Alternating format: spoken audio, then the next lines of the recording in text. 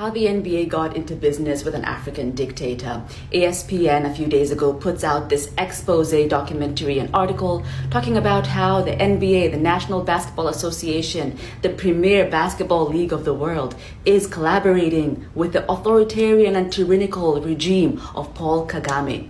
This is a very important step in creating international public pressure so that maybe we can start to see freedom and justice for the people of Congo.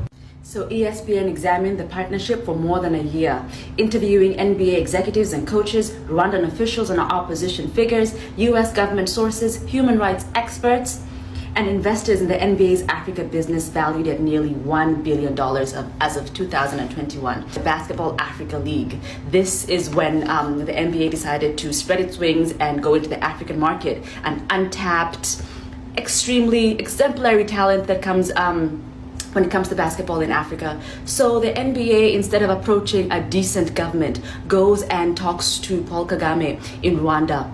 And now ESPN, in a really surprising twist of events for me, is exposing this unholy alliance and telling us and asking us, why is the NBA collaborating with this person?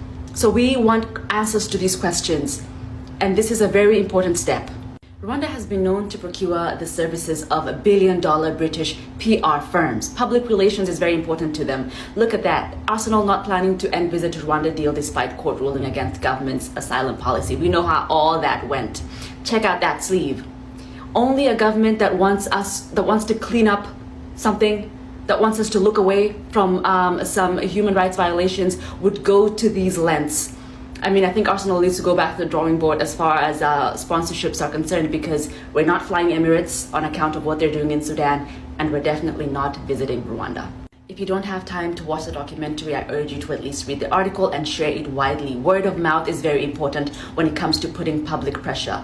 This article goes on to detail the victims, the lives of the victims of this regime, talking about Paul Rusesabagina. If you don't know Paul, he is the subject of that famous movie, Hotel Rwanda. His wife wrote to Adam Silva, who is the CEO of the NBA, talking about urging him, right, to not go into a deal with Paul Kagame.